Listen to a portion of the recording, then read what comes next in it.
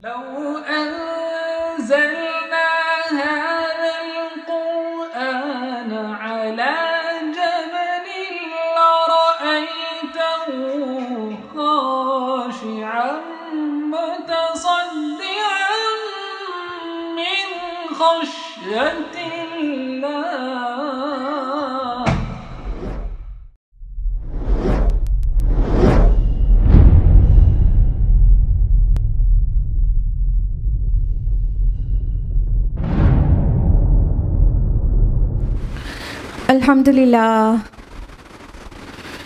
अल्हम्दुलिल्लाह रब्बिल आलमीन वस्सलातु वस्सलामु अला रसूलिहिल करीम व अला आलिहि व अस्हाबिहि अजमईन। अम्मा बादु अऊज़ु बिल्लाहि मिनश शैतानिर रजीम। बिस्मिल्लाहिर रहमानिर रहीम। इन्ना नहनु नज़्ज़लना ज़िक्रा व इन्ना लहु लहाफ़िज़ून। बिस्मिल्लाहिर रहमानिर रहीम। रब्बिश्रह ली सदरी व यस्सिर ली अमरी वहलुल उक़दतम मिन लिसानी यफ़क़हू क़ौली। मेरी अज़ीज़ सामियात, दर्स कुरान मजीद में आप सभी का तहे दिल से खैर मक़दम है। अस्सलामु अलैकुम व रहमतुल्लाहि व बरकातुहू। अल्लाह ताला की ज़ात बाबरकत से उम्मीद है कि आप सभी बख़ैर व आफ़ियत होंगी। अल्हम्दुलिल्लाह। अल्लाह ताला आपको अच्छा रखे, हिदायत और सिरात मुस्तक़ीम पर रखे, दुनिया और आखिरत दोनों में कामयाबी और कामरानी अता करे, आमीन। तो मेरे साथ कौन सी सूरह चल रही थी? सूरह अनकबूत। और सूरह अनकबूत का 2 रुकू हम लोग मुकम्मल कर चुके थे, यानी आय नंबर 22 तक, राइट। तो आज हम लोग आय नंबर 23 से तफसील से जानेंगे। और सूरह अनकबूत की स्टार्टिंग किन चीज़ों से होती है, किस मौजू पर मेंशनिंग है? आजमाइशों की हकीकत पर, राइट। कि अल्लाह ताला हार्डशिप्स डालते हैं तो वो किस लिए, और क्या दावा ईमान से ही इंसान जन्नत में चला जाएगा? नहीं, बल्कि उसके ऊपर तरह तरह के हालात आएंगे जिससे उसे टेस्ट किया जाएगा और उन आजमाइशों में खरा उतरने के बाद किसी को जन्नत मिलेगी। तो आजमाइशों की एक्चुअल हकीकत सूरह के शुरू में बयान हुई है और उसके बाद इब्राहीम अलैहिस्सलाम का किस्सा है जो बाद में कंटिन्यू भी होगा। तो हम लोग बस स्टार्ट करते हैं आज का दर्स आय नंबर 23 से, सूरह अनकबूत की आय नंबर 23। औज़ु बिल्लाहि मिनश शैतानिर रजीम। बिस्मिल्लाहिर रहमानिर रहीम। वल्लज़ीना कफ़रू बिआयातिल्लाहि व लिक़ाइहि उलाइका यइसु मिन रहमति व उलाइका लहुम अज़ाबुन अलीम। और जिन लोगों ने अल्लाह की आयतों का और उससे मिलने का इनकार किया और वो मेरी रहमत से मायूस हो चुके हैं और उनके लिए दुख देने वाला अज़ाब है। अब अल्लाह सुब्हानहू व तआला अज़ाब की ख़बर किनको सुना रहे हैं? जो अल्लाह ताला की आयत का इनकार करते हैं और जो अल्लाह ताला से मुलाकात का इनकार करते हैं, तो उनको कहा मायूस हो गए। अल्लाह ताला की आयत क्या हैं? ना सिर्फ अल्लाह की किताब में एक एक जो यूनिट है वो आयत हैं, एक एक यूनिट एक आयत कहते हैं, तो वो अल्लाह की आयत है, अल्लाह की निशानी है। और बहुत सारी आयत है, मोर देन 6000 आयत हैं आखिरी अल्लाह की किताब में, कुरान मजीद में। और उसके अलावा अल्लाह की आयत पूरी आफाक और अनफुस में बिखरी हुई हैं। तो इस पूरी कायनात में अल्लाह ताला की निशानियां हैं जिससे हम अल्लाह को पहचान सकते हैं। तो जो लोग अल्लाह ताला की आयत पर गौर व फिक्र नहीं करते और उसे पहचानते नहीं हैं और किताबुल्लाह में अल्लाह की जो आयत हैं उनके ज़रिए नसीहत नहीं अखज़ करते हैं, तो वो कैसे हैं? फिर उनके ही अमल ऐसे हैं जो कि अल्लाह की मुलाकात से गाफिल हो गए हैं। वो अल्लाह की मुलाकात के 2 पहलू हैं, एक उमूमी मुलाकात और एक खुसूसी मुलाकात। उमूमी मुलाकात से मतलब वही डे ऑफ जजमेंट है, उस दिन अल्लाह के सामने जबकि अल्लाह ताला उन्हें अपना दीदार नहीं देगा, वो पर्दे में रहेगा, लेकिन वो बहुत सारी चीज़ें वो देख चुके होंगे और अल्लाह के सामने खड़े होंगे। तो जो अल्लाह के सामने खड़ा होने और अल्लाह की मुलाकात, इस उमूमी मुलाकात के भी जो उस दिन से डरता है उसके अमल ही दुरुस्त रहते हैं, और जो उस दिन से नहीं डरता है उसके अमल दुरुस्त नहीं रहते हैं। तो जो लोग अल्लाह की, और खुसूसी मुलाकात क्या है? जो अल्लाह ताला अपने नेक बंदों को अपना दीदार देगा। तो जिनको अल्लाह ताला की मुलाकात की कोई उम्मीद ही नहीं है तो वो क्या है, वो मायूस हो चुके हैं। यानी वो एक तो अल्लाह की आयत का इनकार करते हैं, दूसरा अल्लाह ताला से मिलने की उम्मीद नहीं करते हैं। कहने का मतलब आखिरत पर ईमान नहीं है उनका। तो अल्लाह और आखिरत पर जिनका ईमान नहीं है वो अल्लाह की रहमत से मायूस हो चुके हैं। एक रहमत तो ये है कि वसिअ कुल्ल शै व रहमती वसिअ कुल्ल शै, कि अल्लाह की एक रहमत आम है, रहमत आम्मा, जो हर एक चीज़ पर मुहित है। काफिर को भी मिलती है, एथिस्ट को भी और मोमिन को भी बराबर से मिलती है। सूरज सबके ऊपर गर्मी देता है और पानी बारिश सबके ऊपर होती है। वो कुछ उमूमी रहमतें तो सब पर होती है, लेकिन जो खुसूसी रहमतें हैं जो रोज़े आखिरत वो सिर्फ मोमिनीन के लिए होंगी। तो वो अल्लाह की रहमत से मायूस हो चुके हैं। जब अल्लाह और आखिरत पर ईमान ही नहीं है तो वो उनको अल्लाह की रहमत आखिरत में नहीं मिलने वाली हैं और उनके लिए दर्दनाक अज़ाब है। ज़रा देख लीजिए कि अल्लाह की आयत से गफलत बरतने का क्या अंजाम होने वाला है। अल्लाहुम्मा ला तजअलना मिनहुम, आमीन। फमा कान जवाब कौमिही इल्ला अन क़ालू उक़्तुलूहु औ हर्रिक़ूहु। और इब्राहिम की कौम का क्या जवाब था इसके सिवा कि उन्होंने कहा कि कत्ल कर डालो इसे या जला डालो। फ़अनजाहुल्लाहु मिनन नार, बस अल्लाह ने उसे बचा लिया आग से। इन्न फ़ी ज़ालिका लआयातिन लिक़ौमिन युमिनून, यकीनन इस वाक़े में निशानियाँ हैं उनके लिए जो ईमान लाते हैं।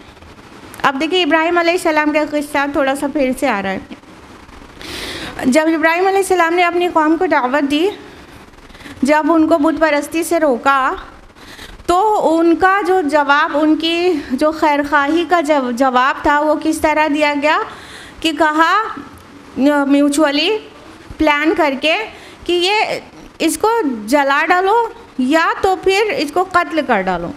किस बात के जवाब में था कि जो इब्राहिम अलैहिस्सलाम ने उनके बुतों को तोड़ दिया था और उन्हें एक दावत फ़िक्र दी थी कि जब ये तुम्हारा भला बुरा कुछ नहीं कर सकते तो फिर तुम क्यों इनके आगे मतलब जमे बैठे रहते हो और इनसे क्यों उम्मीद वाबस्ता की हो। बहुत थोड़ी देर के लिए उन्होंने सोचा कि बात तो ये सही कह रहा है, लेकिन फिर उनके ऊपर हस्बियत गालिब आ गई आबा व अजदाद के दिन की और फिर वो बिगड़ गए इब्राहिम अलैहिस्सलाम के ऊपर। और उसके जवाब में इन्होंने कहा, यानी कोई मीटिंग हुई होगी जिसमें प्लान कर रहे होंगे कि करना क्या चाहिए। तो कुछ लोगों ने कहा इसे कत्ल कर डालो, कुछ लोगों ने कहा होगा कि इसे जला डालो ताकि इतनी इबरतनाक सज़ा हम इसे दें कि फिर आइंदा कोई हमको नसीहत करने ना उठे इस बात की कि अब हमें अपने आबा व अजदाद के दिन से ना फेरने के लिए कह दें।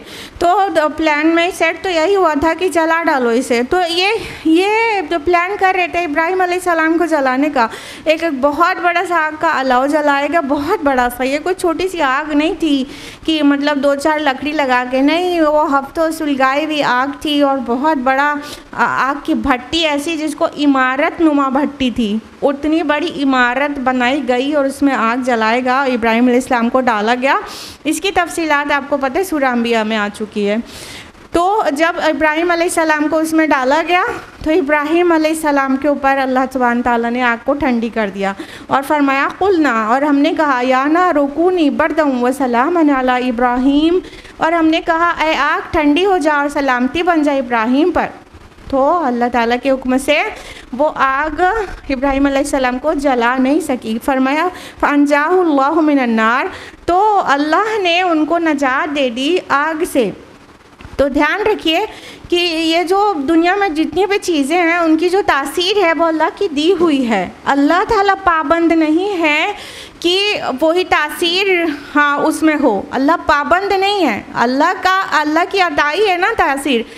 आग जला देने का काम करती है अल्लाह के हुक्म से। नॉर्मली ये फ़िज़िकल लॉ बना रहेगा, लेकिन अल्लाह ताला बाउंड नहीं है कि वही तासीर हमेशा ही हो। जब अल्लाह ताला चाहेगा तो आग जला नहीं सकती, जब अल्लाह ताला चाहेगा तो पानी डुबा नहीं सकता। तो ये तासीर अल्लाह की दी हुई है, अल्लाह पाबंद नहीं है उसकी तासीर का। लिहाजा इब्राहिम अलैहिस्सलाम को वो आग नहीं जला सकी और फरमाया कि इसमें निशानी है उन लोगों के लिए जो ईमान रखते हैं। निशानी तो सारी दुनिया के लिए है। इब्राहिम अलैहिस्सलाम का तज़किरा पूरी दुनिया में है, लेकिन उससे फ़ायदा अहले ईमान ही उठाते हैं। जो ईमान पर नहीं होता और जिसके अंदर अज़बियत होती है वो इतनी खुली खुली चीज़ें देख कर भी फ़ायदा कुछ नहीं उठा पाता, नसीहत नहीं अखज़ करता। तो इसलिए फ़ायदा ये निशानियाँ उसी को देती हैं जिनके दिलों में एक्चुअली ईमान है। वक़ाल इन्नमा इत्तख़ज़्तुम मिन दूनिल्लाहि औसाना मवद्दता बैनकुम फ़िल हयातिद दुनिया। और इब्राहिम ने यह भी कहा कि तुमने अल्लाह को छोड़कर बुतों को खुदा बनाया हुआ है, जिसके ज़रिए तुम दुनियावी ज़िंदगी में आपस में एक दूसरे में दोस्ती कायम करते हो। तुम यौमल क़ियामत यकफ़ुरु बअदुकुम बिबअद व यलअनु बअदुकुम बअदा। फिर क़ियामत के दिन तुम एक दूसरे का इनकार करोगे और एक दूसरे पर लान तान भेजोगे। वमाकुमुन्नार वमा लकुम मिन नासिरीन। और तुम्हारा ठिकाना दोज़ख होगा और तुम्हें किसी भी तरह मदद मैसर नहीं होगी। इब्राहिम अलैहिस्सलाम ने अपनी कौम के बुतों के मुतालिक ये बात भी कही थी। पहले तो देखते हैं कि बुतों के लिए कौन सा लफ्ज़ आया, औसानन। औसान वसन की जमा है। वसन माना बुत होता है, सनम माना भी बुत होता है, आपको पता है, दोनों बुतों के लिए इस्तेमाल होता है। लेकिन वसन माना पत्थर के बुत होते हैं और सनम माना मेटालिक स्टैच्यूज़ और मेटालिक जो मूर्तियाँ बनाई जाती हैं धात की, उसको कहते हैं सनम। तो यहाँ पर औसानन आया है, बुत, पत्थर के बुत। तो अल्लाह ताला ने इब्राहिम अलैहिस्सलाम को ये बसीरत दी कि उन्होंने ये कहा कि तुम अल्लाह को छोड़कर बुतों की इबादत करते हो और इन बुतों को अपने दरमियान मवद्दत का, मोहब्बत का ज़रिया बनाया हुआ है।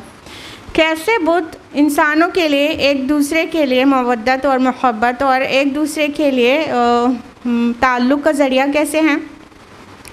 एक बात तो ये हुई कि इंसान अपने आबा व अजदाद का दीन नहीं छोड़ता अज़बियत में, तो वो अपने आबा व अजदाद से मोहब्बत करता है, उसी वजह से उसको अज़बियत हो जाती है एक्चुअली ना। तो अपने आबा व अजदाद की मोहब्बत में कि वो इन्हीं को पूछते हैं तो हम भी इन्हीं को पूजेंगे। तो बुतों की मोहब्बत का जो बुनियाद है वो कोई आसमानी दलील नहीं है, वो आबा व अजदाद की अंधी पैरवी और आबा व अजदाद की मोहब्बत है। अपने फोर फादर्स से मोहब्बत करते हैं तो उन्हीं के दीन पे रहना चाहते हैं। एक बात तो ये हुई। दूसरा, इन बुतों से मोहब्बत करते हैं, इसकी वजह से उन्हीं के अराउंड गैदर होते हैं तो फिर एक दूसरे में मोहब्बत और ताल्लुक़ का रिश्ता और बढ़ जाता है। देखिए ना कि सिर्फ इब्राहिम अलैहिस्सलाम की कौम का नहीं, वहाँ पर मक्का में भी जो मुशरिकीन थे उसमें हर कबीले का अलग अलग बुत होता था। तो उससे कबीले में एक यूनिटी बनी रहती थी कि वो अपने बुत को पूजेंगे। तो एक बुनियाद है ना मोहब्बतों की, ताल्लुक़ की, करीब होने की ना। तो लेकिन ध्यान रहे, फ़ुक़हा का फ़िक़ही पॉइंट ये है कि अगर कोई यूनिटी दीन में फ़साद पैदा करे तो वो बातिल है, उस यूनिटी को नहीं माना जाएगा। मतलब ये बहुत अच्छी बात नहीं हो गई कि बुतों की वजह से उनमें यूनिटी है, नहीं, ये दीन में फ़साद पैदा कर रही है ना, तो ऐसी यूनिटी नहीं चाहिए। तो उन्होंने कहा कि ये तुम्हारे दुनियावी मोहब्बतों की बुनियादें हैं, तुम दुनिया में इनके लिए एक दूसरे से मोहब्बत करते हो और बुतों से एक दूसरे के लिए मोहब्बत करते हो, क्योंकि जैसे ही बुत को पूजना छोड़ेंगे तो फिर बिरादरी से उन्हें तो निकाला मिल जाएगा ना, उनको तो भगा दिया जाएगा ना, उनको तो पनिश किया जाएगा ना, तो वो मोहब्बत और ताल्लुक़ टूट जाएगा ना। और बहुत लोग, अफसोस के साथ बहुत ज़्यादा लोग हक़ को वाज़े हो जाने के बाद भी उसे कबूल करने की हिम्मत इसी वजह से नहीं रखते हैं कि वो सारे ताल्लुक़ और मोहब्बतें सब टूट जाएंगी और सबसे अलग होकर जीना पड़ेगा। और अफसोस, सद अफसोस ये कि कितने ही मुसलमान लोग भी गलत काम को इसलिए नहीं छोड़ते हैं कि अब क्या है, बिरादरी में यही चलन है, अब क्या है, माँ बाप का यही तरीक़ा है, अगर छोड़ देंगे तो सबसे ताल्लुक़ ख़राब हो जाएगा, तो अब हम अलहदा होके तो नहीं जी सकते ना, ये रीज़न देते हैं। तो देखिए यहाँ पे इब्राहिम अलैहिस्सलाम का क्या खूबसूरत जवाब है कि तुम अभी यहाँ तो इसकी वजह से मोहब्बतें कर लो, दुनिया के लिए है तुम्हारी मोहब्बतें, ये बुतों से मोहब्बतें, लेकिन क़ियामत के दिन तुम ही एक दूसरे को लान तान करोगे और एक दूसरे के ऊपर मतलब एक दूसरे का कुफ्र करोगे, इनकार करोगे। कितनी ही जगह पे कुरान हकीम में ये मंजर कशी की गई है ना कि जब जहन्नम में फेंके जाएंगे तो एक दूसरे को लान तान करेंगे, कहेंगे अल्लाह ताला से इनको डबल पनिशमेंट दीजिए, इनकी वजह से हम गुमराह हो गए थे ना। अभी तो उनकी पैरवी में कितने मोतक़िद थे और अभी उन्हीं को कह रहे हैं अल्लाह पाक इनको डबल पनिशमेंट दीजिए, इनकी वजह से हम गुमराह हुए थे, ख़त्म हो गई मोहब्बतें। याद रखिएगा, ताल्लुक़ और मोहब्बतें सिर्फ़ अल्लाह ताला के लिए जो है वो ही क़यामत में बाकी रहेगी, इस दुनिया के बाद वो ही बाकी रहेगी और सारी मोहब्बतें टूट जाएंगी, सारी मोहब्बतें काफूर हो जाएंगी, ख़त्म हो जाएंगी। कोई मोहब्बत और का ताल्लुक़ बाकी नहीं रहेगा सिवाय इसके जिसने अल्लाह के लिए एक दूसरे से मोहब्बत की। तो ना सिर्फ एक दूसरे की मोहब्बतों का इनकार करेंगे बल्कि एक दूसरे पर लान तान शुरू कर देंगे। तो अल्लाह ताला कह रहे हैं कि तुमको कोई भी मददगार मैसर नहीं आएगा जब वो दिन देखोगे। फ़ामन लहू लूत, फिर लूत अलैहिस्सलाम उन पर ईमान लाए। वक़ाल इन्नी मुहाजिरुन इला रब्बी, और इब्राहीम अलैहिस्सलाम ने कहा कि मैं अपने परवरदिगार की तरफ हिजरत करके जा रहा हूँ। इन्नहु हुवल अज़ीज़ुल हकीम, वही है जिसका इक़्तिदार भी कामिल है, हिकमत भी कामिल। जब आग से भी बच गए तो फिर उनको अपनी कौम को फिर समझाने लगे, फिर उन्हें दावत दी, कोई नहीं माना, सिर्फ लूत अलैहिस्सलाम माने। लूत अलैहिस्सलाम इब्राहीम अलैहिस्सलाम के भतीजे हैं और उनके भाई हारान के बेटे हैं, लूत बिन हारान। हारान जो हैं इब्राहीम अलैहिस्सलाम के सगे भाई हैं। तो सिर्फ एक भतीजा ईमान लाता है, जिस भी मजमे में उन्होंने फिर से दावत आम दी तो कोई ईमान नहीं लाया, सिर्फ लूत अलैहिस्सलाम ईमान लाए। अब चूँकि बाकी कौम बिल्कुल उनको रहने नहीं देना चाहती थी, उनके बुतों को कोई बुरा कहे उनको बर्दाश्त नहीं कर रही थी, उनके ऊपर ज़िंदगी तंग कर दिया था, तो इब्राहीम अलैहिस्सलाम को हिजरत का हुक्म आ गया और उन्होंने कहा मैं अपने रब की तरफ हिजरत करता हूँ। देखिए बहुत प्यारा वर्ड है, इन्नी मुहाजिरुन इला रब्बी, मैं अपने रब की तरफ हिजरत करता हूँ। इला रब्बी में इतनी मुसद है जो बहुत सारे अल्फाज कह के भी पूरे नहीं होती।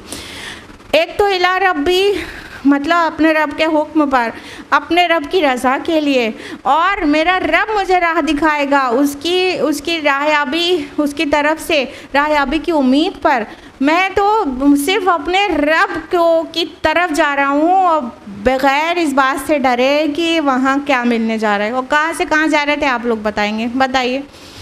इब्राहीम अलैहिस्सलाम की हिजरत कहाँ से कहाँ को थी, जल्दी बताइए। बहुत सिंपल सा क्वेश्चन है। आपको पता है इराक़ में पैदा हुए थे, उर में, तो इराक़ से तो निकले और गए कहाँ? हाँ, शाम से होते हुए फ़लस्तीन। ठीक, पहले पूरा इलाका ही शाम कहलाता था, तो शाम भी जवाब सही है। तो शाम है, अब अलग अलग है पूरा, वो पूरा ही इलाका जो सीरिया है, जॉर्डन है, फ़लस्तीन है, ये सब पूरे इलाके को ही शाम कहते थे। तो वो शाम से गुजरते हुए फ़लस्तीन पहुंच गए थे उनके अपने रब के हुक्म से। तो लूत अलैहिस्सलाम उनके साथ थे। उस वक्त वो नौजवान से रहे होंगे लूत अलैहिस्सलाम, और अभी उनको ज़ुहूर नबूवत नहीं हुआ होगा।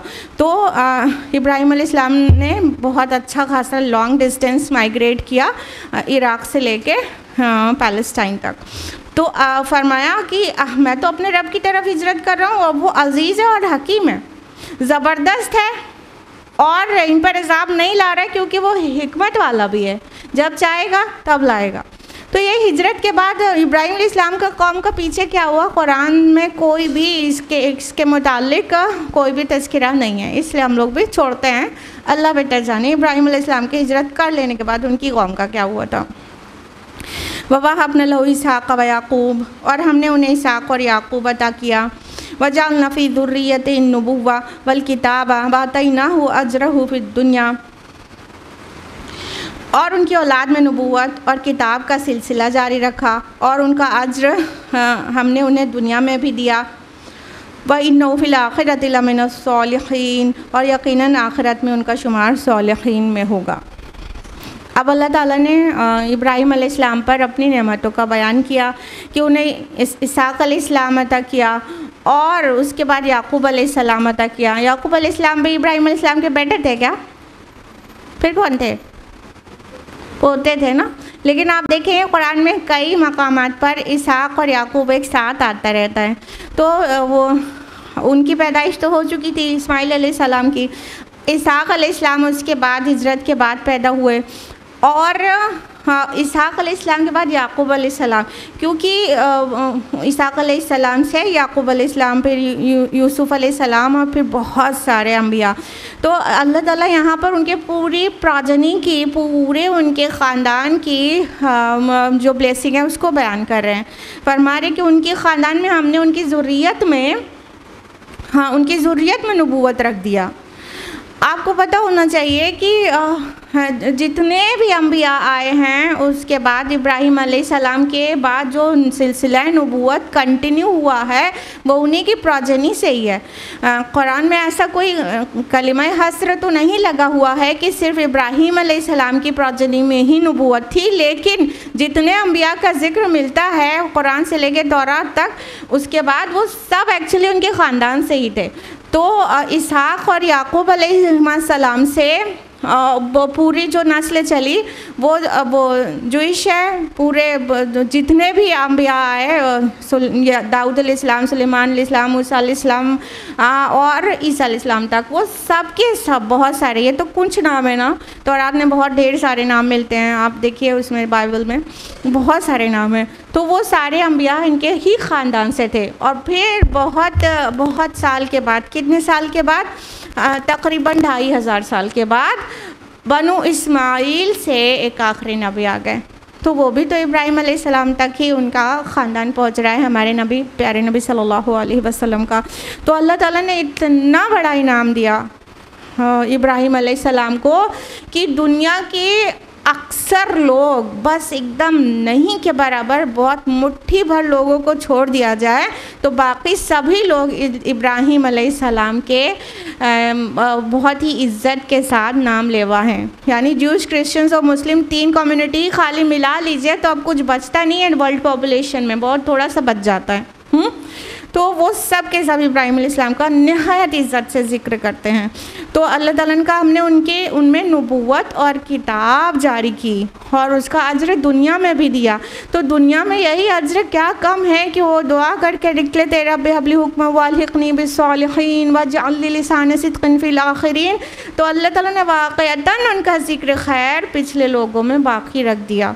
तो दुनिया की majority of the population they used to remember Ibrahim अलैहिस्सलाम बाय द नेम इब्राहीम और Abraham whatsoever, but they used to remember him ना, बहुत ही इज़्ज़त और एहतराम के साथ, खाली याद नहीं करते हैं, बहुत इज़्ज़त करते हैं।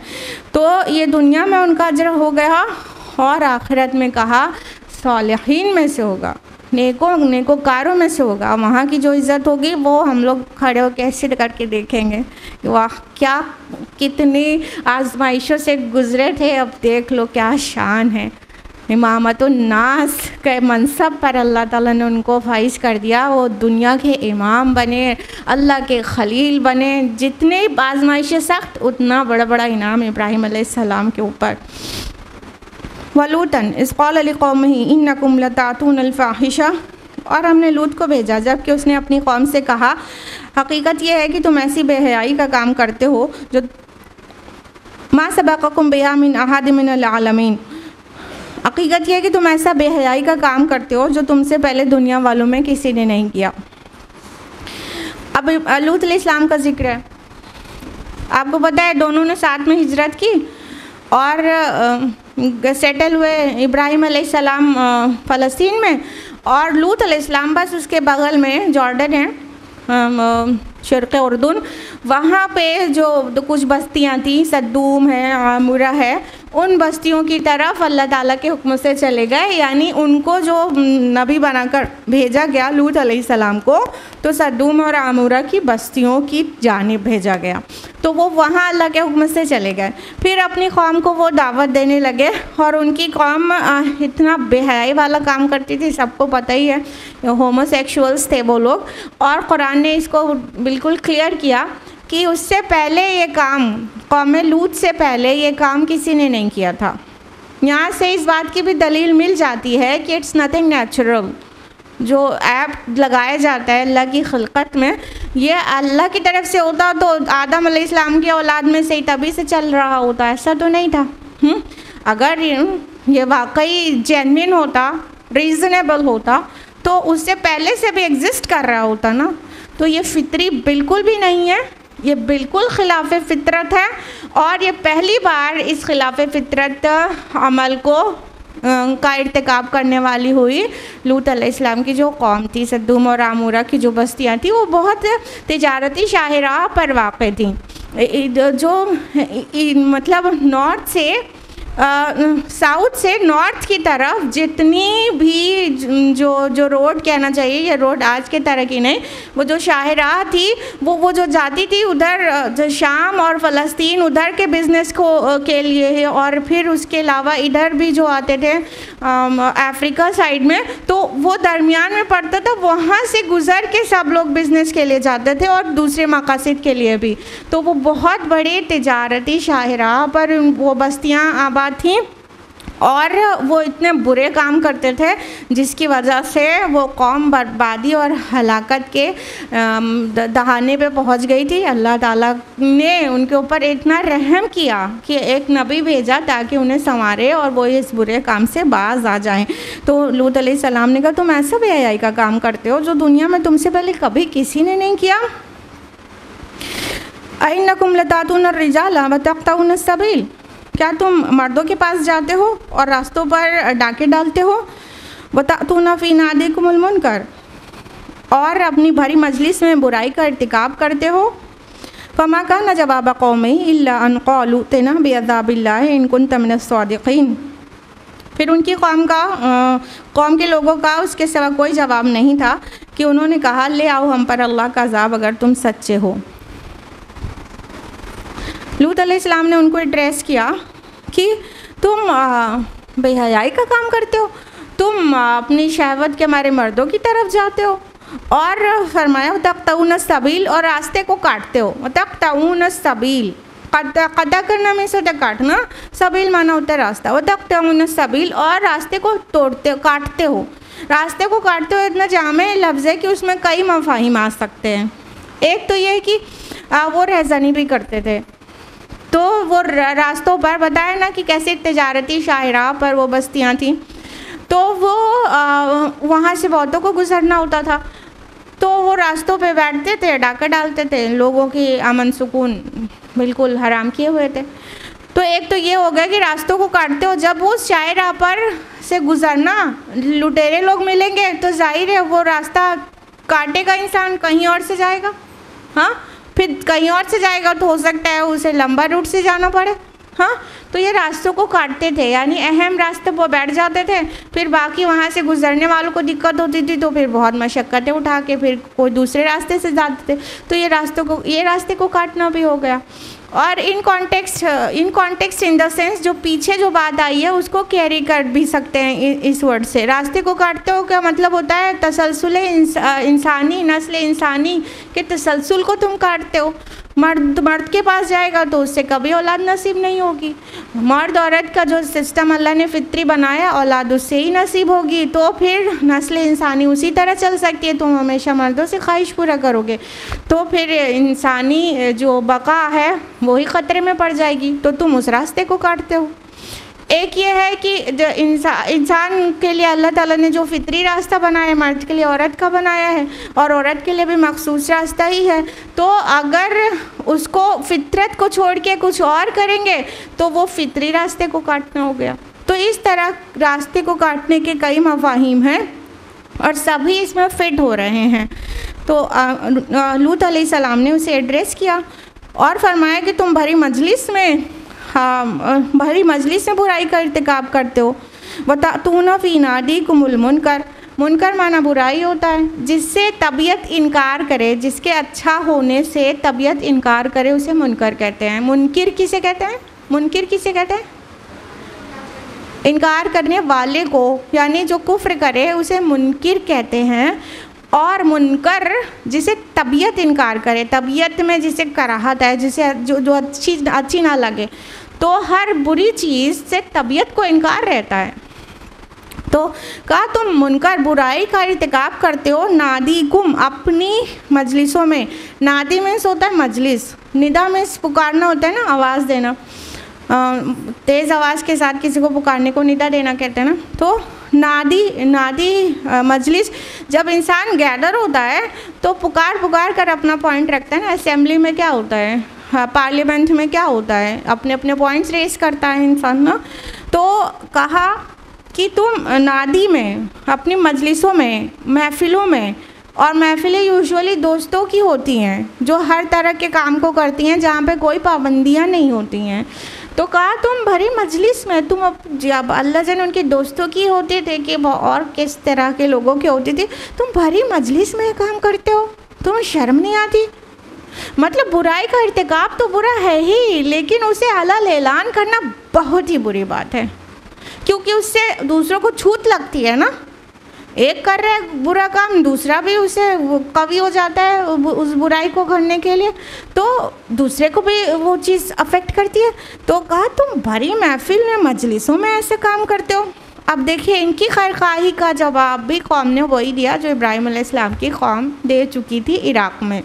क्या जवाब दिया कि ये देखो, मतलब रूखा जवाब, बहुत बदतमीज़ी वाला जवाब।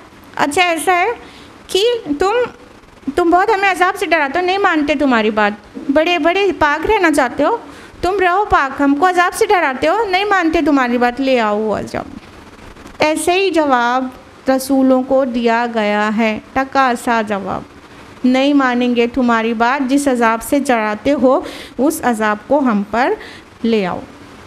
क़ाल रब्बिन्सुरनी अलल क़ौमिल मुफ़सिदीन। तो लूत अलैहिस्सलाम ने कहा, ए मेरे परवरदिगार, इन मुफ़सिद लोगों के मुकाबले में मेरी मदद फरमा।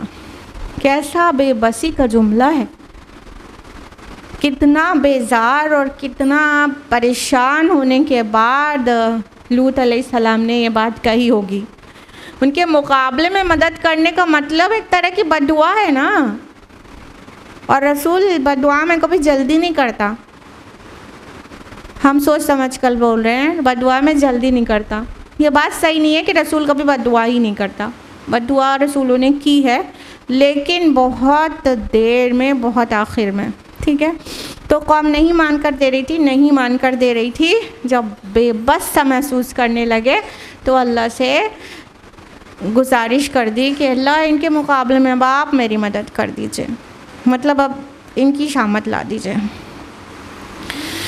वलम्मा जाअत रुसुलुना इब्राहीम बिलबुश्रा, और जब हमारे पास भेजे हुए इब्राहीम के पास खुशखबरी लेकर पहुँचे, क़ालू इन्ना मुहलिकू अहली हाज़िहिल क़रया, तो उन्होंने कहा हम उस बस्ती वालों को हलाक करने वाले हैं। इन्ना अहलहा कानू ज़ालिमीन, हकीकत यह है कि उसके बाशिंदे लोग जालिम बने हुए हैं। तो हमारे भेजे हुए कौन है, किसको कहा गया हमारे भेजे हुए पहुँचे इब्राहीम के पास, ये कौन है, फरिश्ते। और क्यों कहा गया, बिलबुश्रा, खुशखबरी लेकर। वेरी गुड, माशाअल्लाह, बारकल्लाह, अल्लाह आपके इल्म में इजाफ़ा करे। खबर तो अज़ाब की बहन आने वाली थी, लेकिन उसके पहले इब्राहीम अलैहिस्सलाम के पास खुशखबरी दी थी इसहाक़ अलैहिस्सलाम की पैदाइश की। यानी उससे पहले थोड़ा सा डिफरेंस ऑफ ओपिनियन है स्कॉलर्स में, लेकिन ज़्यादा प्रोमिनेंट ओपिनियन यही है कि इस्माइल अलैहिस्सलाम पैदा हो चुके थे, ठीक है, हज़रत हाजरा से, और हज़रत सारा उनसे भी पहले की बीवी थी इब्राहीम अलैहिस्सलाम की, उनकी अभी तक औलाद नहीं थी। और तो हाँ, हज़रत सारा को और इब्राहीम अलैहिस्सलाम को इसहाक़ अलैहिस्सलाम की खुशखबरी उसी अटैम्प्ट में दिया गया है जबकि जो फरिश्ते हैं लूत अलैहिस्सलाम की कौम के ऊपर अज़ाब की खबर लेके आए हैं। तो पहले इब्राहीम अलैहिस्सलाम के पास पहुँचे और उनको इसहाक़ अलैहिस्सलाम की खुशखबरी दिया कि आपके यहाँ बेटा होने वाला है, और उसके बाद अज़ाब की खबर दिया कि हम एक बहुत बुरी बस्ती की तरफ भेजे गए हैं और उसके रहने वाले बहुत ही जालिम हैं। ज़ाहिर बात है ये उनके भतीजे की कौम है, यानी लूत अलैहिस्सलाम की कौम। क़ाला इन्ना फ़ीहा लूता, तो इब्राहीम अलैहिस्सलाम ने कहा उस बस्ती में तो लूत भी मौजूद हैं। क़ालू नहनु अअलमु बिमन फ़ीहा, फरिश्तों ने कहा हमें खूब मालूम है उसमें कौन है। लनुनज्जियन्नहु व अहलहु इल्ला इम्रअतहु कानत मिनल गाबिरीन, हम उन्हें उनकी मुतालिकीन को ज़रूर बचा लेंगे सिवाय उसकी बीवी के कि वो उन लोगों में शामिल रहेगी जो पीछे रह जाएंगे। तो इब्राहीम अलैहिस्सलाम को जब ख़बर दी गई, वो बस्तियाँ एक्चुअली सद्दुम और आमूरा की जो बस्तियाँ थी वो उधर से पहाड़ी इलाकों पे चढ़ जाएं, जो शाम के इलाके हैं, तो वहाँ से साफ नज़र आती है नीचे की तरफ। तो गालिबन इब्राहीम अलैहिस्सलाम ने ऐसे इशारा करके कहा होगा, अरे वहाँ तो लूत भी हैं। मतलब बहुत जल्दी उनको भतीजे की फ़िक्र हुई और भतीजे की फ़िक्र के पीछे पूरी कौम की उनके अंदर फ़िक्र थी। लेकर आए थे फरिश्ते उनके पास खुशखबरी और अजाब की खबर लूत अलैहिस्सलाम की कौम के लिए थी, लेकिन वो अपनी खुशखबरी को सप्रेस करके, मतलब कितनी बड़ी बात है कि अगर आपके यहाँ एक अच्छी खबर आए और वही इंसान किसी और घर में अजाब की, किसी और घर में बुरी खबर लेके आए, तो आप अपनी अच्छी खबर के मतलब उसमें सेलिब्रेशन में खो जाएंगे कि अगले की फ़िक्र नहीं करेंगे। लेकिन इब्राहीम अलैहिस्सलाम ने ऐसा नहीं किया। उनके घर खुशखबरी आ रही थी, लेकिन वो अपनी खुशखबरी के सेलिब्रेशन में लगने के बजाय उनको फ़िक्र हो गई लूत अलैहिस्सलाम और उनकी कौम की। तो कह रहे उसमें तो लूत भी हैं। तो फरिश्तों ने कहा, रहे हमें खूब पता है उसमें कौन कौन है, हम लूत अलैहिस्सलाम को बचा लेंगे और उनके अहल को बचा लेंगे। अब अहल उनकी औलाद भी हो सकते हैं और उनके कुछ ईमान लाए लोग भी हो सकते हैं, क्योंकि नबी के अहल में वो सब शामिल होते हैं। तो कहा हम अहले लूत को बचा लेंगे, लेकिन हाँ उनकी जो बीवी है वो उनमें रह जाएगी, जो पीछे रह जाएंगे, जो अजाब जिनके ऊपर आ जाएगा उनमें से रह जाएंगे। तो लूत अलैहिस्सलाम की बीवी को बहुत जगह कुरान में मेंशन किया गया है। इससे साफ पता चलता है कि अल्लाह ताला किसी के लिए भी बायस नहीं है कि वो किसी इंसान का मर्तबा सिर्फ किसी नबी या रसूल के घर में होने से हो जाए, उसकी बीवी होने से, उसकी औलाद होने से, उसका वालिद होने से। सारी चीज़ खोल कर रख दी गई है। इब्राहीम अलैहिस्सलाम के वालिद मुशरिक थे तो उनका कोई फेवर नहीं किया गया। लूत अलैहिस्सलाम की बीवी मुशरिक थी तो उनका कोई फेवर नहीं किया गया। और उसके अलावा नूह अलैहिस्सलाम का बेटा मुशरिक था तो उसको वालिद की वजह से नहीं बचा पाए, अब कोई बचा नहीं सका उसको, ठीक है। तो कोई किसी की वजह से नहीं बचेगा। अल्लाह के रसूल सल्लल्लाहु अलैहि वसल्लम ने वाज़े कहा कि या फ़ातिमा तो बिन्त मोहम्मदिन अनक़ज़ि नफ़्सका मिनन नार, ए फ़ातिमा, ए मोहम्मद की बेटी, अपने आप को आग से बचाओ। अपने आप बचाना होगा, कोई नहीं बचाने वाला रहेगा। तो कहा नहीं, वो तो पीछे रह जाने वालों में से हो जाएगी। असल में उस औरत की गड़बड़ी क्या थी, उसकी मोहब्बतें उस कौम के साथ जुड़ी थी। तो चाहे एक इंसान नबी के घर में ही हो, नेक हो, दीनदार हो, सारी अच्छाई हो, लेकिन अगर गुनाह से उसको कराहत नहीं हो और उसके साथ हम प्याला हमने वाला रहे तो वो भी अजाब से बचता नहीं है। ये पॉइंट नोट कर लीजिए। नहीं अनिल मुनकर करना फ़र्ज़ है। अगर अम्र बिल मारूफ नहीं अनिल मुनकर इंसान करे भी, लेकिन जो मुनकरीन हैं, जो बुरे लोग हैं, मुनकर का इर्तिकाब करने वाले हैं, कुफ्र शिर्क करने वाले हैं, उनके साथ हम प्याला हमने वाला रहे और उसके दिली मोहब्बतें उनके साथ जुड़े हैं। ध्यान रखिएगा, दिली मोहब्बत एक होता है कि दावत की हिकमत में मिलना तो रहता ही है, लेकिन दिली मोहब्बतें उनके साथ जुड़े रहें तो फिर अंजाम उनके साथ होने जा रहा है। क्योंकि जिसके साथ इंसान का दिल होगा, दोस्तियाँ होंगी, वो इंसान वैसी उसी तरह आखिरत में उठाया जाएगा। तो उस औरत की जो खामी थी, बुराई थी, वो ये कि वो अपनी कौम के लिए उसका दिल लगा हुआ था। देखिए लूत अलैहिस्सलाम तो वहाँ अपनी कौम से निकल आए थे, कभी जब यंग थे, तो निकाह किया नहीं होगा उन्होंने, वहाँ निकाह आके किया होगा तो उसी बस्ती की किसी खातून से किया होगा। तो वो चूँकि उन लोगों से ही ताल्लुक़ रखती थी। लूत अलैहिस्सलाम कुरान हकीम में वाहिद एक्सेप्शन है जो उनकी कौम में से नहीं थे रसूल, बाकी सारे रसूल उस कौम से ही आए, अपनी कौम का ही फ़र्द रहा है। लेकिन लूत अलैहिस्सलाम थे कहीं के और मामूर किए गए रिसालत पर दूसरी बस्ती में, तो ये सिर्फ एक्सेप्शन है। तो वो उनकी जो बीवी थी उसी कौम से ताल्लुक़ रखती थी, तो जो उसका दिल, उसकी मोहब्बतें उनके साथ जुड़ी हुई थी। तो अंजाम उसके साथ हो, उस कौम के साथ हुआ, ना कि लूत अलैहिस्सलाम के साथ बचाया गया उसको वो अजाब से।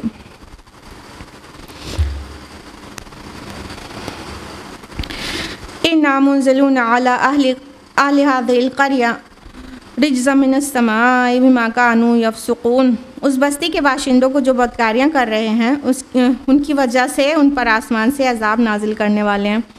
फरिश्तों ने आगे कहा कि ये जो बस्ती है यानी सद्दूम वगैरह की बस्तियाँ, तो वो उसके जो बाशिंदे हैं उनके लिए अल्लाह का फ़ैसला है कि उनके ऊपर आसमानी अजाब आने वाला है। तो जब कोई अजाब का मामला होता है तो अल्लाह ताला एक ग्रुप ऑफ फरिश्ते भेजते हैं, ग्रुप ऑफ एंजल्स, उसको पर्टिकुलर टास्क को देकर भेजते हैं। तो इसीलिए इब्राहिम अलैहिस्सलाम इन फरिश्तों को देखकर घबराए थे और लूत अलैहिस्सलाम भी फरिश्तों को देखकर घबराए थे कि मतलब उससे अंदाज़ा हो जाता है रसूलों को कि कुछ तो खबर बड़ी वाली है इनके पास। तो वो जो फरिश्ते थे वो सब मेन जो ख़बर थी उनके पास वो लूत अलैहिस्सलाम की बस्ती की तबाही की ख़बर थी, लेकिन उसी विज़िट में उन्होंने इसाक अलैहिस्सलाम की पैदाइश की ख़बर भी दी थी। वलक़द तरक्ना मिन्हा आयतम बय्यिनतिन लिक़ौमिन याक़िलून, और हमने उस बस्ती की कुछ खुली निशानियाँ उन लोगों के लिए छोड़ दी हैं जो समझ से काम लें। आप देखिए वो ख़बर सुनाई गई और दीगर मकामात पर सूरह हिज्र में और सूरह हूद में, सूरह आराफ में बहुत तफसील के साथ आया है ना कि क्या क्या हुआ था। और आप सबको मालूम भी है कि वो अजाब की ख़बर थी और फिर तीन तरह से उस बस्ती के ऊपर पनिशमेंट नाजिल की। एक तो ज़लज़ला आया जिससे बस्ती पलटी और बस्ती पलट दी गई और उनके ऊपर एक चिंगाड़ भी आई और पलटने में और पत्थरों की बारिश भी हुई। तरह तरह के लोगों के मतलब वो कयास हैं कि हो सकता है कोई वॉल्केनो इरप्ट हुआ हो जिसकी वजह से ही ज़लज़ला भी आ गया हो, और जो पत्थरों की बारिश हुई थी तो वो नीचे से ही लावा के साथ पत्थर निकले हो। बहरहाल वो तीन तरह की चीज़ें तो बिल्कुल ही हुई थी। बस्ती पलट दी गई थी और आवाज़ भी हुई थी तेज़ ज़ोरदार, और हाँ वो पूरी बस्ती के ऊपर पत्थरों की बारिश भी हुई थी।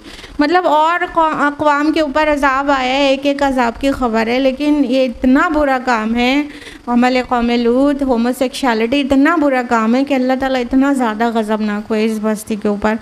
और उसके बाद से ही ये बात तारीख़ और जोग्राफिया दोनों में दर्ज है, उसके बाद से ही वो जो डेड सी है वो फैल कर, वो पहले इतना फैला हुआ नहीं था, वो डबल जगह पे फैल चुका है।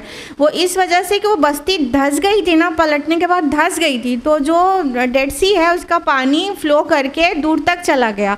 तो अब जो बहुत सारे रिसर्चेस में उसके अंदर यानी उसका आधा हिस्सा तो पलटी हुई बस्ती है, जो डेड सी है उसका आधा हिस्सा तो पलटी हुई बस्ती है, उसके ऊपर पानी है, तो उसके नीचे से बस्ती के पूरे आसार मिलने लगे हैं और पता चलता है कि उसके अंदर कोई बस्ती है और ऐसे पलट दिया हुआ। बाकायदा पूरे रिसर्चर्स ये बता रहे हैं कि जैसे बस्ती को पूरा मतलब 180 डिग्री पे पलट दिया गया हो। तो वो उसके बाद ही से वो एरिया धंसा और वो जो डेड सी का पानी और दूर तक फैल गया। उससे पहले डेड सी उससे कम एरिया में होता था।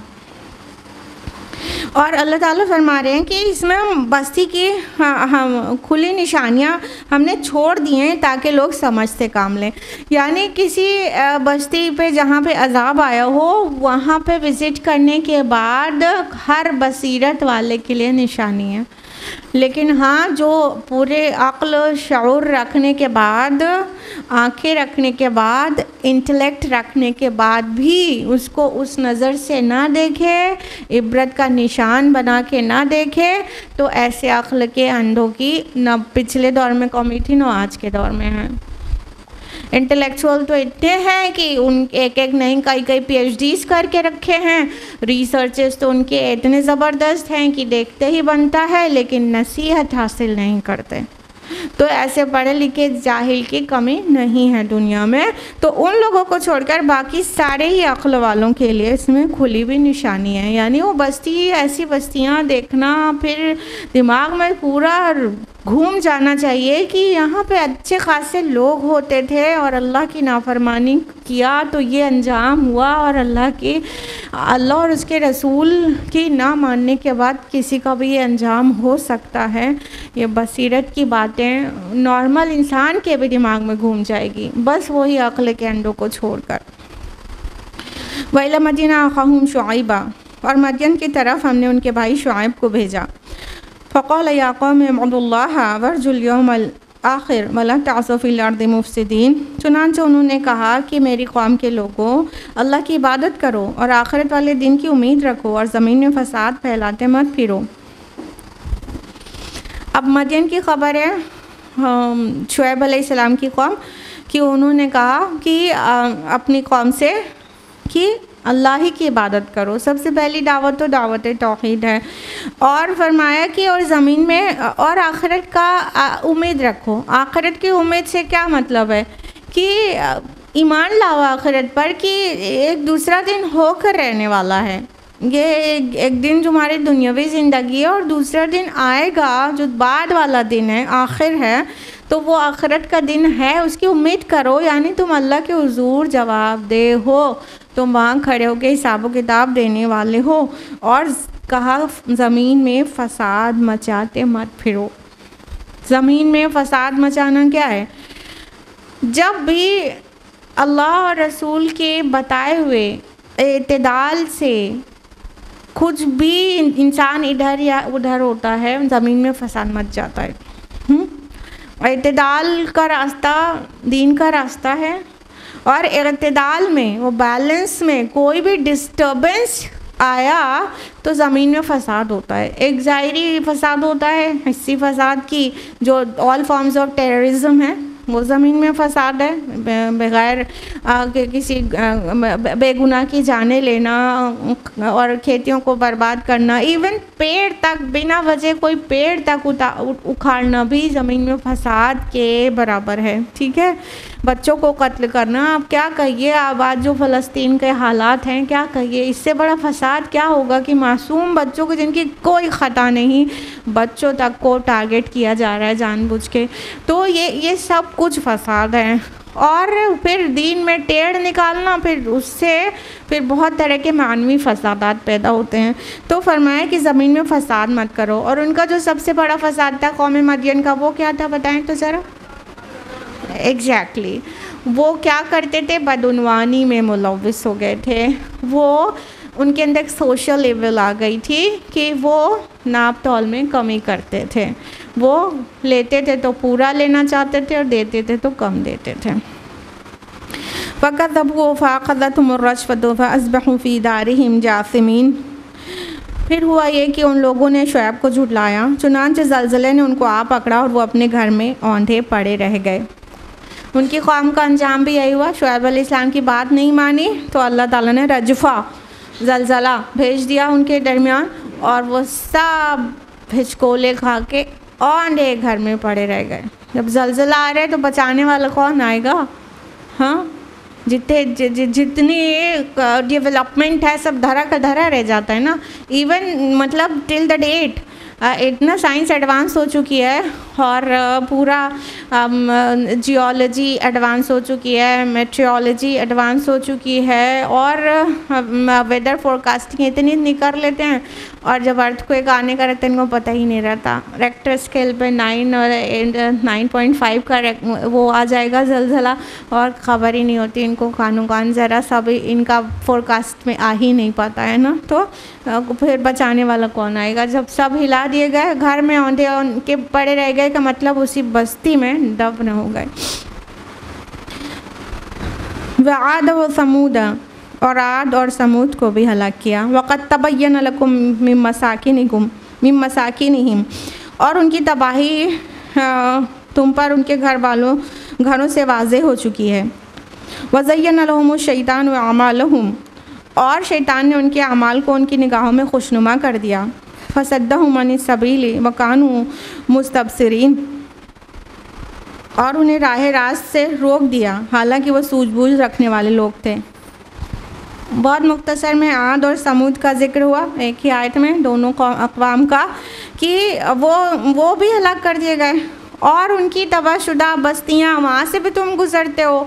वो भी समूद का मस्कन तो जानते हैं कि जब मदीना से शाम की तरफ के जाते थे, तबूक की तरफ, तो वहाँ पे रास्ते ही में पड़ती थी। वो अक्सर ही वहाँ से अहले मक्का उधर से जाते थे, अहले अरब, और ये हिज्र में है। और वो आद की जो तबाही है, वो ये जो नॉर्थ में, अरब के नॉर्थ में जो यमन है और हज़र मौत है, ये पूरा इलाका जो आज बहुत लक व दक सहरा बना हुआ है, ये आद का मस्कन होता था। तो यहाँ पे वो आबाद थे, उनके ऊपर ऐसी आंधी चली थी कि वो पूरा रेत हो गया, मतलब पूरा रेत से ढक गया।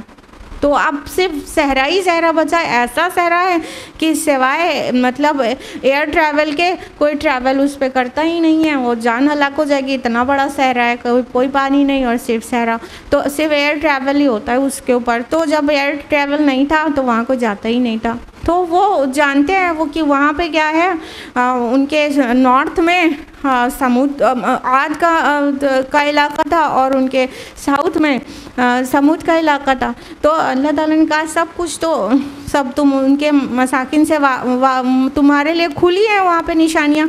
और लेकिन क्या होता है रियलिटी कि शैतान जो है इंसान के आमाल को मुज़य्यन कर देता है, बुरे काम को सजा कर पेश कर देता है। इस बात से बहुत डरना चाहिए, बहुत डरने वाली बात है। कई बार लोग अपने बुरे काम को अच्छा समझ रहे होते हैं, नॉर्मल भी नहीं, अच्छा समझ रहे होते हो, या शैतान अच्छे रैपर में पेश करके रैप करके पेश कर देता है। इस वजह से इंसान गफलत में रह जाता है कि वो बुरा तो क्या अच्छा काम कर रहा है। उसके लिए अपने को बहुत चेक करना चाहिए। और फरमाया कि फिर इसी तरह राह से रोक देता है शैतान।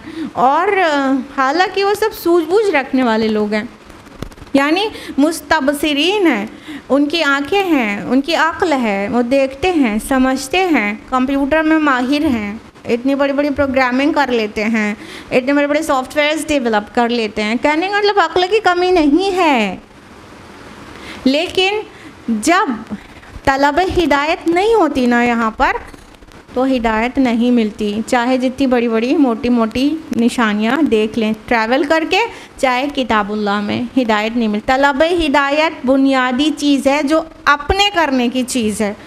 बाकी काम को आसान करना ये सब अल्लाह के ज़िम्मे है, नतीजा देना भी अल्लाह के ज़िम्मे है। अपना काम है एटलीस्ट तलब हिदायत तो हो।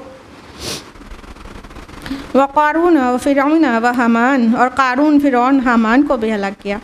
वलक़द जाअहुम मूसा बिलबय्यिनाति फ़स्तकबरू फ़िल अर्दि व मा कानू साबिक़ीन। मूसा उनके पास आए रोशन दलीलें लेकर, मगर उन्होंने ज़मीन में तकब्बुर से काम लिया और हमसे जीत न सके। अब ये तीन नाम को एक साथ समेट दिया गया। तफसीलात सूरह क़सस में है। क़ारून और फ़िरऔन और हामान ये सब कौन थे? फ़िरऔन के दस्तो बाजू थे, क़ारून भी और हामान भी। तो इन तीनों का नाम एक साथ लेकर कहा। मूसा अलैहिस्सलाम इनके पास खुली खुली निशानियाँ लेकर आए थे ना, लेकिन उन्होंने इस्तिकबार किया और इतने तकब्बुर के बावजूद भी अल्लाह से आगे निकलने वाले ना हुए। क्या मतलब है ये कहने का? वमा कानू साबिक़ीन, कि हमसे आगे ना निकल सके। कहने का मतलब हमको हरा नहीं सकता कोई, आजिज़ नहीं कर सकता कोई अपने किसी कोशिश से हम अपने आप को बचा नहीं सकता, बचा के कहीं भाग के निकल नहीं जा सकता। साबिक कौन होता है? जो आगे निकल जाए ना, साबिक आगे निकलने वाले को कहते हैं ना। तो आगे निकलने का यहाँ यही मफ़हूम है कि हमसे बच के निकलने में कामयाब नहीं हो जाता कोई। अल्लाह ताला पकड़ लेते हैं जब चाहते हैं, लेकिन मोहलत देते हैं तो लोग समझते हैं कि वो अंधेर नगरी में जी रहे हैं न, मतलब सब चौपट राज है, कुछ होना ही नहीं है, ले आओ अपना अजाब। ऐसे चैलेंज करते हैं। फ़कुल्लन अख़ज़ना बिज़ंबिही, हमने उन सब को उनके गुनाहों की वजह से पकड़ लिया। फ़मिन्हुम मन अरसलना अलैहि हासिबा, चुनांचे उसमें वो भी थे जिनके ऊपर पथराव वाली हवा भेजी।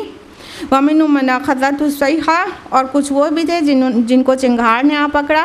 वमिन्हुम मन ख़सफ़ना बिहिल अर्द, और कुछ वो भी थे जिनको ज़मीन में धंसा दिया। वमिन मन अगरकना, और कुछ वो जिन्हें पानी में गर्क कर दिया। वमा कान अल्लाहु लियज़लिमहुम वलाकिन कानू अनफुसहुम यज़लिमून, और अल्लाह ऐसा नहीं था कि वो जुल्म करता, लेकिन ये लोग ख़ुद अपनी जानों पर जुल्म करते थे। अब सब के अंजाम को अल्लाह ताला ने एक आयत में समो दिया।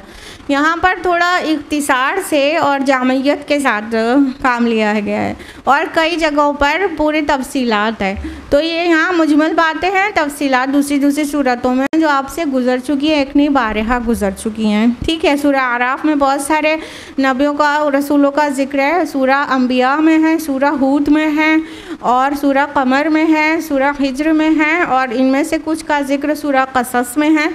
तो ये सूरतों में तफसील में आपको मिलेगा ये चीज़ें जो हम अभी चल रही हैं मुख्तसर में। तो अल्लाह ताला फरमा रहे हैं कि हमने सबको उनके गुनाहों की वजह से पकड़ा है। एक कहा कि जिन पर हमने हवा भेजी, ये कौन थी? कौन? आप लोग बताएंगे पूरा।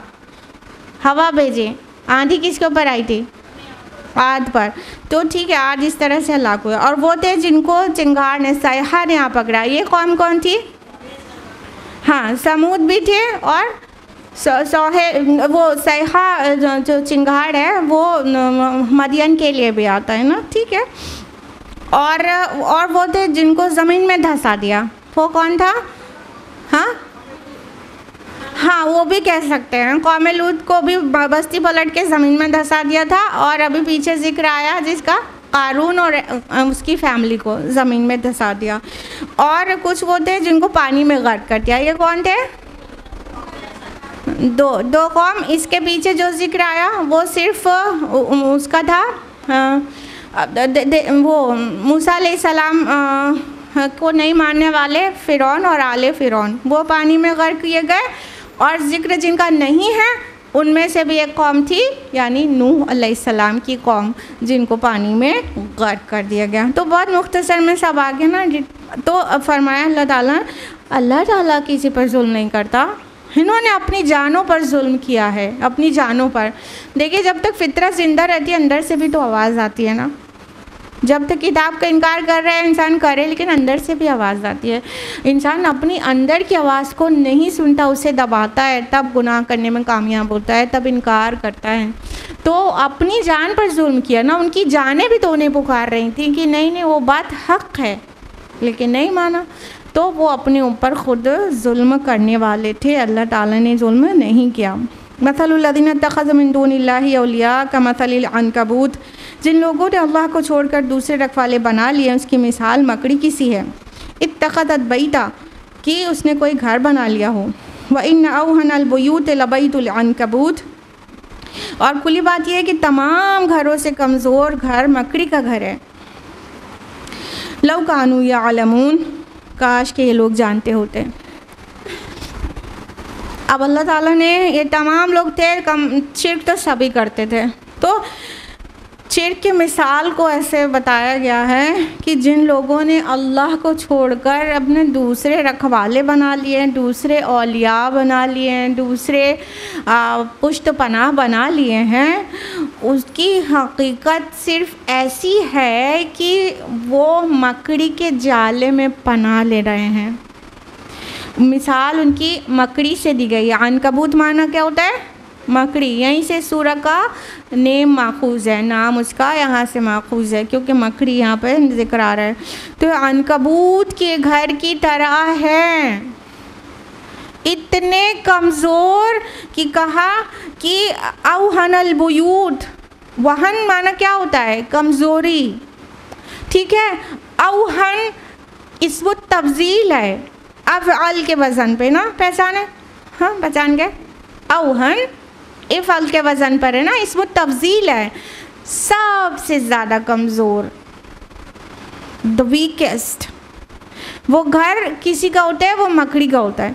इंसान का घर भी मजबूत होता है और परिंदों का घर भी मकड़ी से मजबूत होता है। तो किसी का पहाड़ों में घर होता है, किसी का अब जगह जगह पे बिल बना के रहते हैं। सब घर उससे मजबूत होते हैं। सबसे ज़्यादा कमज़ोर घर मकड़ी का घर होता है। एक्चुअली वो घर ही नहीं होता। मतलब मकड़ी जो जाला बनाती है उसमें वो खुद पनाह नहीं ले सकती, वो खुद नहीं पनाह ले सकती। तो अपने को इमेजिन कीजिए कि आप किसी जंगल में हैं या सहरा में हैं और हर तरफ से कोई परेशानी है, आपको कहीं छुपना है, आपको कहीं पनाह लेना है और आपको कोई घर नहीं नज़र आया, तो आपको दिख रहा है एक मकड़ी का जाला, उसमें घुसेंगे पनाह मिल जाएगी। वो आपके जिस्म को लपट जाएगा, आपको परेशान कर देगा, आपको पनाह नहीं देगा, आपको मज़ीद परेशान कर देगा। ये ऐसा है, अल्लाह के अलावा किसी पे तवक्कुल करना, कहीं पनाह की उम्मीद करना, कहीं से बचाव हो जाएगा ये तसव्वुर करना अल्लाह के अलावा, चाहे वो बुत हो, चाहे सनम हो, चाहे वसन हो, चाहे फौतशुदा अशख़ास हों और चाहे वो कोई और अल्लाह की क्रिएशन हो, सूरज हो, हवा हो, पेड़ हो, कोई भी चीज़ के और काला धागा हो और इमाम ज़ामिन हो, सुभान अल्लाह, और लोहा हो, कोई पनाह देगा? क्यों ये काला टीका लगा देते हैं बच्चे को, नज़र ना लगे, बगल में कैंची रख देंगे, क्या है भाई, हिफाजत रहेगी। इन्ना लिल्लाहि व इन्ना इलैहि राजिऊन।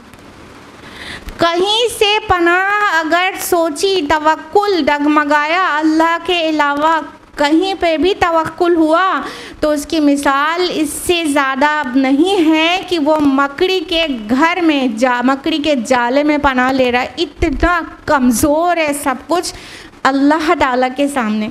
मतलब एक अल्लाह की पनाह है, सुभान अल्लाह, फिर पूरी दुनिया मिलके कुछ नहीं बिगाड़ सकती, अहादीस में सब मौजूद है।